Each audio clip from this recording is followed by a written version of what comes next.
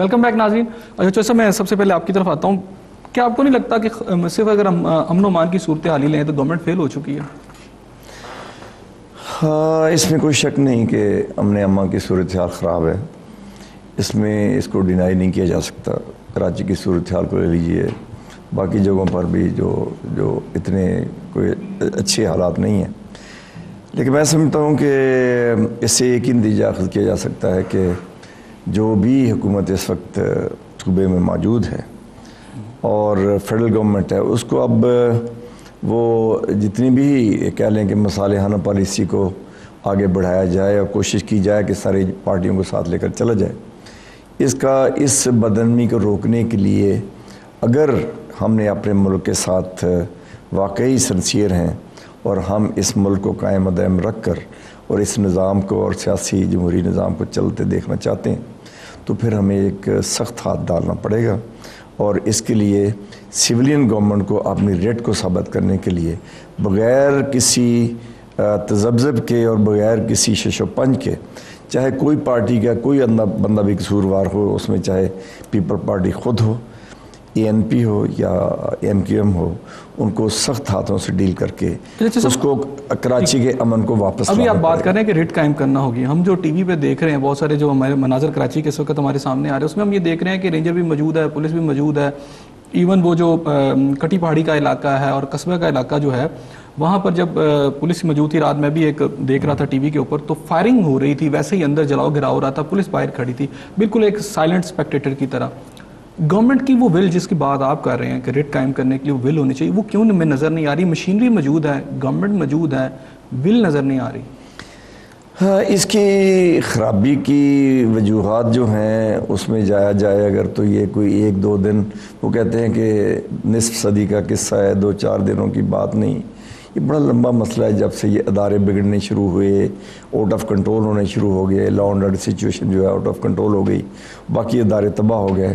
اس کے ابتدا تو بہت دیر سے ہوئی، لیکن چلتے واقعی یہ بات آپ کی صحیح ہے کہ ادارے اس نہج پر آ گئے ہیں کہ اب گورنمنٹ کو ایک پولیٹیکل ول دکھانی پڑے گی اور الٹیمیٹلی گورنمنٹ لوگوں کو یہ بتانا پڑے گا کہ ہم اس قابل ہیں کہ اس ملک کو آگے چلا سکیں اور نظام آگے چل سکے.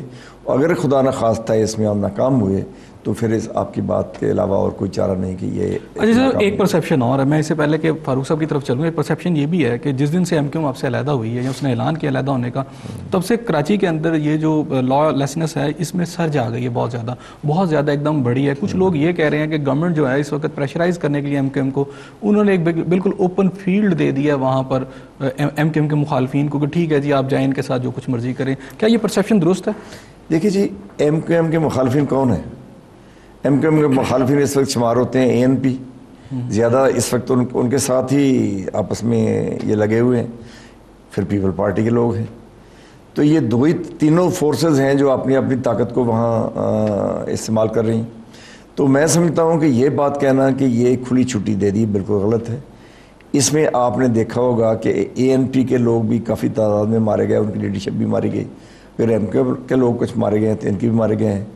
اس لیے اس تماشائے کو اگر یہ کوئی تماشا دیکھنا چاہتا ہے تو تماشا بند ہونا چاہیے اور اس کو ایک سنب کرنا چاہیے مشکل پولیٹیکل ول کے ساتھ کہ یہ بات جو ہے چلنے والی نہیں ہے. اس طرح پورے ملک میں افراتفری اور قیاس کی شکل پھیلے گی اور ملک کنٹرول میں نہیں رہے گا. اس لیے وقت ہے کہ اب بھی اس پر سخت ہاتھ ڈالا جائے اور جو بھی فورسز ضرورت ہے کراچی کو اسلحے سے پاک کر کے، اول تو ساری جگہ ہونا چاہیے، لیکن کراچی ایک ایسا ہب ہے جس طرح آپ نے کہا کہ معاشی ہمارا مرکز ہے معیشت کا، تو اس میں اگر ہم امن قائم نہیں کر سکتے تو کسی ملک میں کسی حصے میں امن قائم نہیں ہوتا. ٹھیک ہو گیا. بٹ صاحب میں آپ کی طرف آتا ہوں. جیسا بھی کہہ رہے ہیں کہ جی وہاں ول کے ساتھ ہمیں کرنا چاہیے اور کسی کو نہیں چھوڑنا چاہیے، بورڈ ایک آپریشن ہونا چاہیے. وہاں پر حکومت بھی موجود ہے، مشینری بھی موجود ہے، پورا ایک سیٹ اپ بھی موجود ہے، لیکن وہاں انسانی جانوں سے جس طرح جو سلوک کیا جا رہا ہے، جیسے لوگوں کو قتل عام کیا جا رہا ہے، وہ رک نہیں رہا. کیا وجوہات آپ کو کیا نظر آتی ہیں؟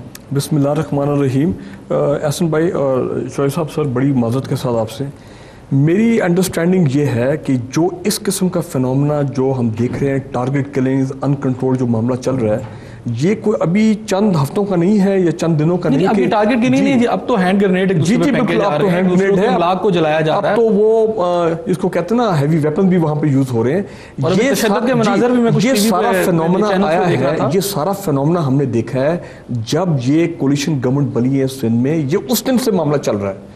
ہم جو سمجھ رہے ہیں کہ یہ ایک سوچے سمجھے منصوبے کے تحت ایم کیو ایم کا جو پاور بیس تھا کراچی میں، جو کہ کافی عرصے سے اسٹیبلش ہو رہا تھا، چلا آ رہا تھا، پیپلز پارٹی کی گورنمنٹ کے آنے کے بعد اور اے این پی نے جب اپنا وہاں پہ اپنے آپ کو اسرٹ کیا ہے، تو ان دونوں نے مل کے ایم کیو ایم کو جو ہے ایک انڈر کارنر کرنے کی کوشش کی ہے، اور یہ کراچی کی جس کو کہتے ہیں نا ٹرف کی وار ہے، کہ کراچی پہ کنٹرول حاصل کرنے کی وار ہے، اور وہ اسی وقت ہو سکتا ہے جب آپ ایم کیو ایم کے پاور بیس کو کمزور کریں اور ایم کیو ایم کے پاور بیس کو چیلنج کریں۔ پھر اس کا مطلب تو یہ ہوا کہ اگر وہاں ہمیں گورنمنٹ مشینری آپریٹو نظر نہیں آتی، صرف آتے ہیں اور وہ دیکھتے ہیں جی ہو رہا ہے، تو اس کا مطلب ہے پھر گورنمنٹ اس میں پوری کنائنس ہے۔ میں یہ کہہ رہا ہوں کہ پروونشل گورنمنٹ جو ہے کراچی سندھ نے ان کی ریٹ بالکل نظر نہیں آ رہی، اور مجھے تو لگتا ہے کہ یہ دانستہ طور پہ ہو رہا ہے۔